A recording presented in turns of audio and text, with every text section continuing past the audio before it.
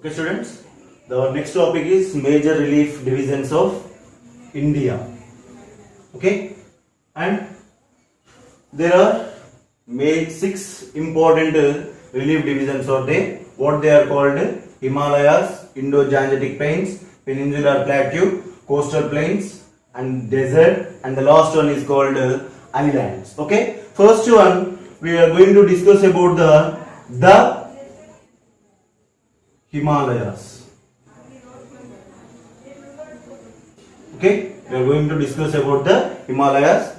Okay, basically the Himalayas are located at the northern side of the India.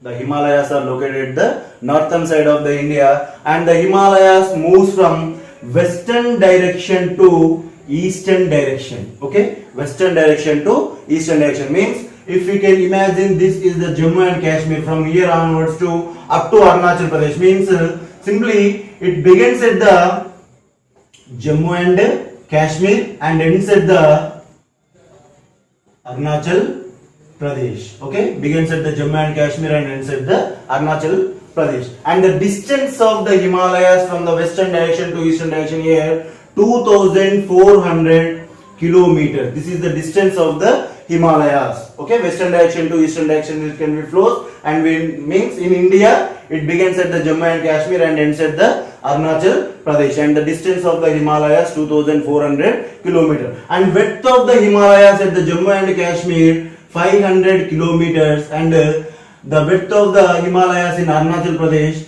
200 kilometers. Means from Jammu and Kashmir to Arunachal Pradesh, when it is moved, the width is decreases. In Jammu and Kashmir it is 500 kilometers and Arunachal Pradesh just 200 kilometers only. Okay, and the Himalayas basically divided into three parts. What they are called? First one is called Himadri, and the second one is called Himachal, and the third one is called Shivaliks. Okay, Himadri, Himachal, and Shivaliks. Himadri is also called Greater Himalayas. Okay, Himachal is called Lesser Himalayas, and the Shivaliks are called Outer Himalayas. Okay, Himadri is called Greater Himalayas, Himachal is called Lesser Himalayas, and the Shivaliks are called Outer Himalayas. First, we discuss about the Himadri. The northernmost ranges in Himalayas. The northernmost ranges in Himalayas is called Himadri. Okay, and this is also called Greater Himalayas. Okay, Greater Himalayas. How it can be formed? How it can be appeared? It can be the total Himadri is appeared with ice and snow. Okay, ice and snow. Okay, the average height of the Himadri 6,100 meters. Okay, 6,100 meters. We know the highest peak in the world, Everest, and the highest peak in India, K2. Okay, Everest, K2. These two important ranges are located in Himadri only. Okay, and what is the importance of the Himadri? What is the importance of the Himadri? The Himadri mostly helpful to formation of the, means it's a place or it's a source of the perennial rivers. Okay, it's a place or the source of the perennial rivers. Means what is called perennial river? A river which can be flow throughout the year. That Himalayas means that rivers are called perennial rivers. What are the three? Means in Himadri, three important perennial rivers are there. What they are called?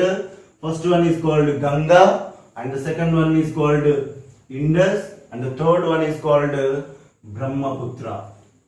Okay, third one is called Brahmaputra. Of course, how the Himadri is a place of the perennial rivers? Because with the help of the cyclones and monsoons,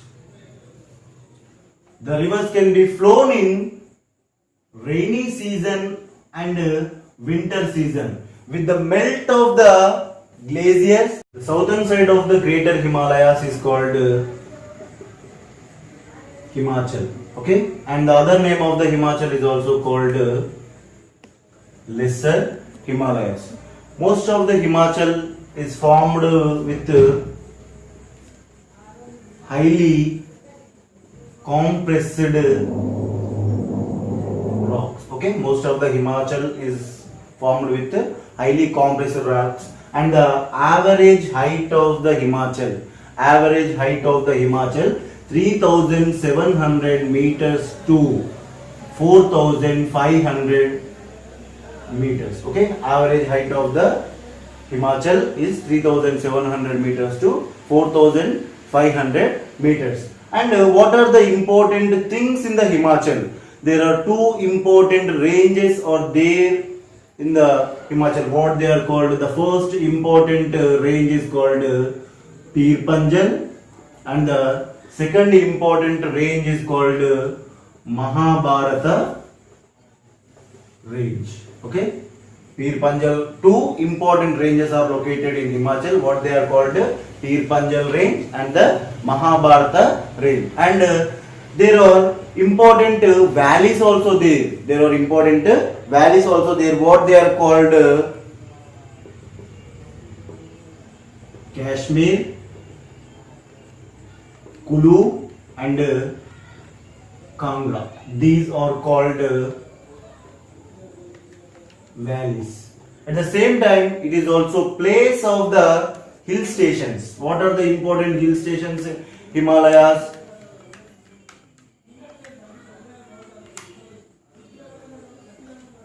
Mussoorie, Ranikhet, Nainital. Okay, Mussoorie, Ranikhet, Nainital, and also another important hill station is also there, that is called Shimla. Okay, these are the important hill stations in Himachal ranges. Okay, once again we repeat the topic.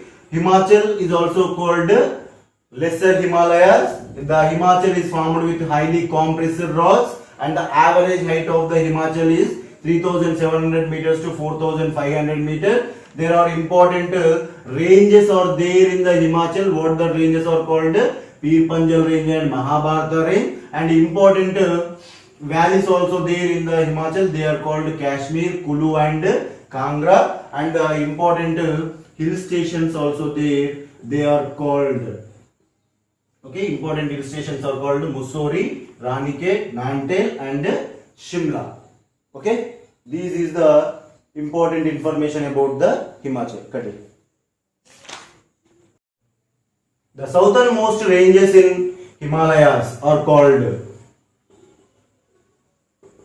Shivaliks, and the other name of the Shivaliks is also called Outer Himalayas. Okay, the southernmost ranges in Himalayas, they are called Shivaliks, or at the same time the other name is also called Outer Himalayas. Okay, the width of these Himalayas 10 to 15 kilometers. Okay, the width of these Himalayas 10 to 15 kilometers, and the altitude or the height of these, average height of these Himalayas 900 meters to 1100 meters. Okay, the average height of the Shivaliks is called 900 meters to 1100 meters. At the same time, the Shivaliks have the different names in different places. Okay, the Shivaliks have the different names in different places. What they are called? They are called Jammu hills in Jammu and Kashmir, Mishmi hills in Arunachal Pradesh, and the Kachar at the place of Assam. Okay, the Shivaliks have different names in different places. What they are called? The Shivaliks are also called Jammu hills in Jammu and Kashmir, Mishmi in Assam. Okay, they have different names in different places. Jammu hills in Jammu and Kashmir, Mishmi hills in Arunachal Pradesh, and Kachar hills in Assam. And one more important thing in the Shivaliks, what is called between the lesser Himalayas and outer Himalayas, between the lesser Himalayas and outer Himalayas, some valleys are located. Okay, some valleys are located. These valleys are called dunes. Okay, these valleys are called dunes. What is called dune here? The valleys lying between the lesser Himalayas and outer Himalayas are called dunes. The three important dunes are there. What they are called here? Kotli Dune, Patli Dune, and the last one is called Dehradun. We already know Dehradun is the capital city of Uttarakhand. Okay, the valleys lying between the lesser Himalayas and outer Himalayas are called dunes. Three important dunes are there: Kotli Dune, Patli Dune, and Dehradun. This is the important information about the Shivaliks. Topic of the Himalayas. The importance of the Himalayas. What is the importance of the Himalayas? The Himalayas are acted as a natural boundaries of the northern India. Okay, natural boundaries of the northern India, and it's a place of the sources of perennial rivers, and it's helpful to earn most of the foreign currency through the tourism, and also it's helpful to control the cold winds which are coming from the Central Asia. Okay, these are the importance of the Himalayas. What is the first one? It's acted as a natural boundaries of the northern India, and it's the source of the perennial rivers. It's helpful to earn the foreign currency through the tourism, because in Himachal we already studied important valleys and hill stations are there, and it can control the cold winds which are coming from the Central Asia. If there is no Himalayas, the India simply turned as a cold desert. The second important relief division of India, Indo-Gangetic Plains. Basically, the Indo-Gangetic Plains are located in the northern part of the India. Okay, and these Indo-Gangetic Plains are formed with three important rivers. They are called, first one is called Indus, and the second one is called Ganga, and the third one is called Brahmaputra. Actually, once in a time, the northern part of the India is a place of a valley, and it is formed with a Tethys Sea. But the 200 million years ago, these Tethys Sea filled with slit, which are coming from the Indus, Ganga, and Brahmaputra rivers, and a great plain can be formed. That plain is called Indo-Gangetic Plain. Okay, Indo-Gangetic Plains are located in northern part of the India, and these plains are formed with the Indus and Ganga and Brahmaputra river. Once in a time, actually the northern part of the India is called a large basin or valley, and a important sea is located. The sea name is called Tethys Sea. But 200 million years ago, the Tethys Sea filled with slit, which are coming through the Indus, Ganga, and Brahmaputra river. And Indo-Gangetic Plains also divided into three portions, or the three parts. What it is called? Western part, central part, and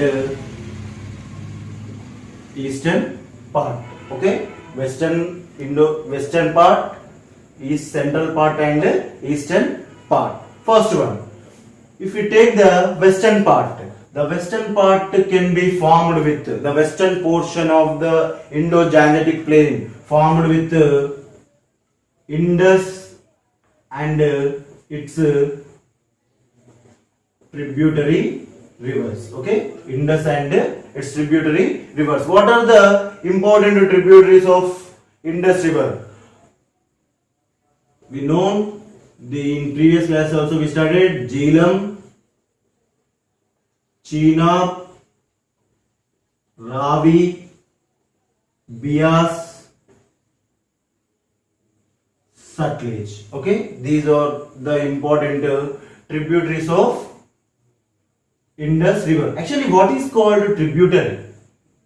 What is called tributary? Tributary means a small portion river which is adjoining with a large river, that is called a tributary. Okay, a small portion of river which is adjoining with a large portion of the river, that is called a tributary. And the important tributaries of the Indus River: Jhelum, Chenab, Ravi, Beas and Sutlej. And we know, children, these 5 tributaries are flown in Punjab. And the Punjab name also come with these rivers only, means Panch rivers, or the 5 rivers are flown in Punjab, and the name the Punjab get with these rivers only, means 5 rivers are flowing in Punjab. Okay, and we know what is western portion of the India, and which places are comes under the western portion of the India. Most part of the Punjab and minor portion of the Haryana.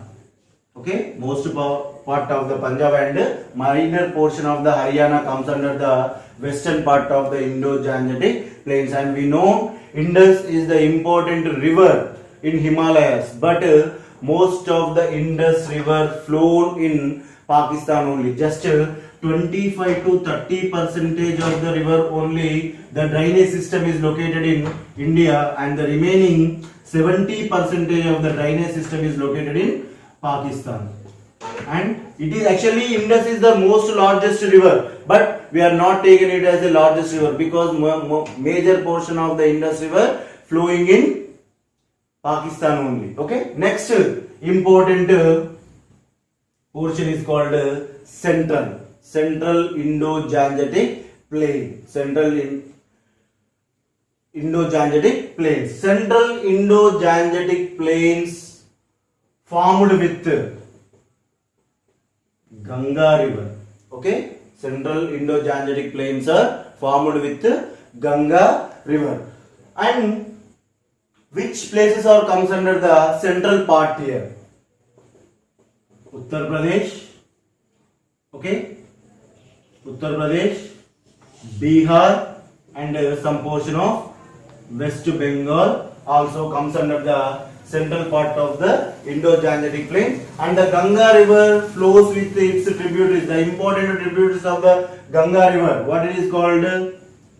Yamuna is the most important tributary of the Ganga river. And 2 more important also, they are called Kosi. Okay, Kosi, and 1 more river name is called Son. Kosi and Son. These 3 are the tributaries of the Ganga river. And the last portion, eastern.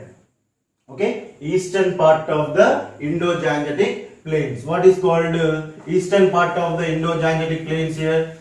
Which river plays an important role in eastern part of the Indo-Gangetic plains? Eastern part of the Indo-Gangetic plains mostly formed with Brahmaputra river. Okay, eastern part of the Indo-Gangetic plains formed with Brahmaputra river, and it's played an important role eastern side of the India. Most of these rivers flowed in Arunachal Pradesh. Okay, most of these rivers flowed in Arunachal Pradesh.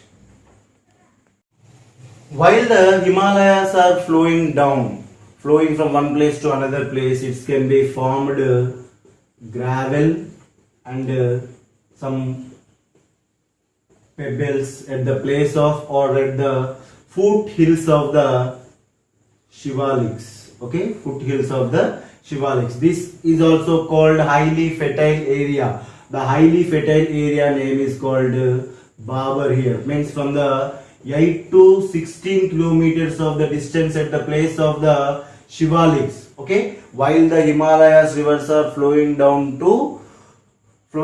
here, it can be formed some of the gravel and some of the pebbles. Okay, some of the gravel and pebbles at the foot ridges of the Shivaliks or the foothills of the Shivaliks, and it can be formed from the distance of 8 to 16 kilometers, and this area is called highly fertile area. This highly fertile area name is called Babar. Okay, and also it's a place of the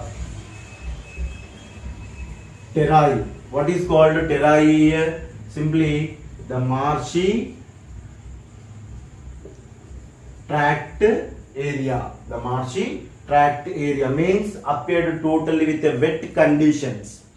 Appeared with a wet conditions, not appeared any water, just appeared with a wet condition. That part is called Terai. In Telugu we are called Buruda Neralu. Okay, Terai. It's the Terai means marshy tract area is called